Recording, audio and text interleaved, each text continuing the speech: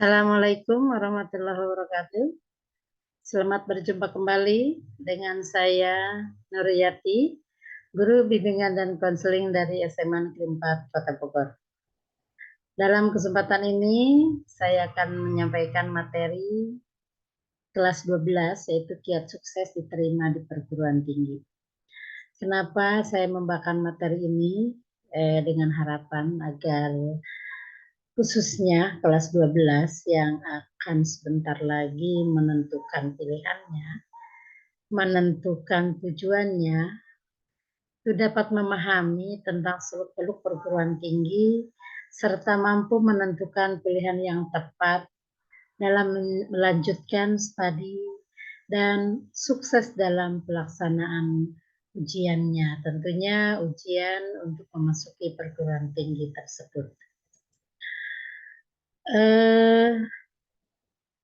Sebelum kiat suksesnya, sebelum menentukan perguruan tingginya, kita akan menentukan dulu atau akan membahas dulu tentang kiat sukses masuk perguruan tingginya.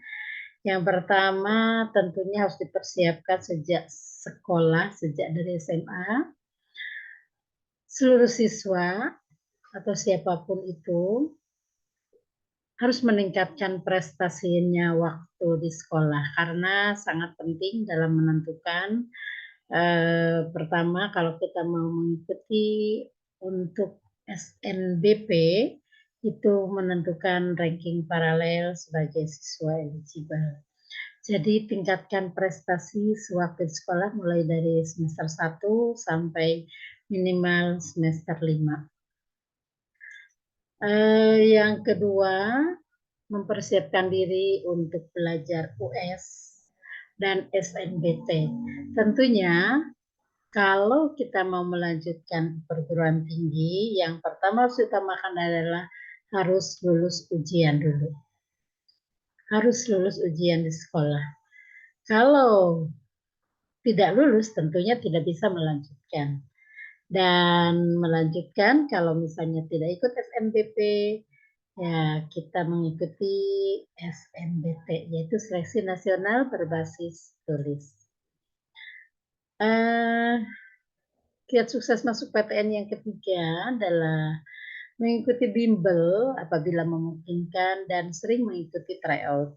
Baik tryout yang diadakan oleh bimbel itu sendiri ataupun tryout yang dilaksanakan langsung dari internet ya, baik yang berbayar maupun yang sifatnya gratis.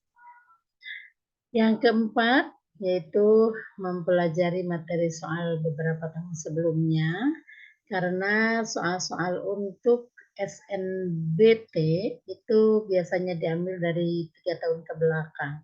Jadi tentunya harus banyak belajar tentang materi-materi ujian, tentunya ujian atau soal-soal yang diberikan sebelumnya.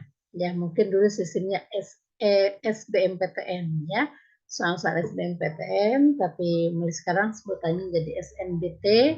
Jadi untuk mengikuti SNBT kita harus mempelajari soal-soal sebelumnya, baik melalui kakak kelas atau mungkin melalui internet ataupun mungkin melalui bimbel. Selanjutnya pilihan yang ditentukan oleh kita adalah konsisten. Konsisten di sini ya tidak ikut-ikutan sama teman, tidak mungkin mengikuti paksaan orang tua, ya, tapi sesuai dengan bakat, minat, dan passionnya, kemampuannya, kemudian sesuai dengan kepribadiannya. Ya, jadi artinya apabila nanti kalau sudah masuk di dalamnya tidak merasa salah jurusan. Selanjutnya, pilihlah jurusan sesuai bakat, minat, dan kemampuan. Seperti yang tadi sudah disampaikan ya. Mungkin juga PTN yang diinginkan. Tapi apabila PTN-nya tidak memungkinkan, tentunya pilihlah jurusan atau prodi yang sesuai dengan bakat, minat, dan kemampuan. Karena apabila sudah menjalani kuliah, yang bisa merasakan bahwa jurusan itu sesuai dengan diri kita adalah siswa itu sendiri. Sehingga pada awal menentukan harus benar-benar penuh seleksi, penuh pertimbangan, menyesuaikan diri, minta pendapat dari berbagai sumber baik guru BK, buku literatur ataupun dari internet. Selanjutnya, jangan terlalu memaksakan diri. Apabila jurusan itu menjadi minat, kemudian PTN-nya menjadi tujuan utama, tapi apabila berdasarkan SNBP nilai tidak memenuhi, tidak memungkinkan, sebaiknya tidak usah dipaksakan. Kemudian kalau melalui jalur SNBT, berdasarkan hasil TO-TO yang dilakukan, misalnya belum mencapai ke nilai yang menjadi standar atau passing rate, sebaiknya tahu diri. Karena ikut tes bukan hanya untuk gaya-gayaan, bukan hanya untuk dipuji orang, tapi benar-benar untuk menuntut ilmu, untuk mencari ilmu lebih dalam, lebih jauh sesuai dengan bakat, minat, dan kemampuan. Selanjutnya, perhatikan jumlah peminat dan daya tampung. Peminat tiap tahun tentu berbeda.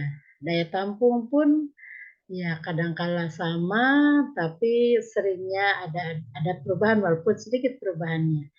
Nah, di sini untuk peminat yang sebetulnya kita tidak tahu siapa peminat atau pesaing-pesaing kita, tapi dari seringnya kita membuka eh, apa namanya prodi-prodi atau daya tampung dan peminat dari PTN yang kita tuju, itu kita sedikitnya bisa dijadikan sebagai referensi. Kira-kira tahun sebelumnya peminatnya berapa, daya tampungnya berapa. Itulah pesaing-pesaing kita. Perlu diperhatikan. Selanjutnya, perhatikan jejak alumni yang pernah diterima di PTN. Kakak kelas itu sangat berpengaruh sekali terhadap penerimaan adik-adik kelasnya. Minimal 2 tahun ke belakang. Jejak alumni yang cukup berprestasi di jurusan yang akan kita masuki itu sangat penting sekali. Karena nanti PTN akan melihat bagaimana adik-adik kelasnya setelah kakak-kakak kelasnya ada kuliah di jurusan tersebut. Apabila kakak-kakak kelasnya berprestasi, itu akan memberikan masukan yang besar sekali, akan memberikan referensi yang baik sekali terhadap adik-adik kelasnya. Ya mudah-mudahan setiap kakak kelas yang sudah diterima di perguruan tinggi memberikan dampak positif untuk adik-adik kelasnya. Jadi itu yang saya sampaikan kali ini.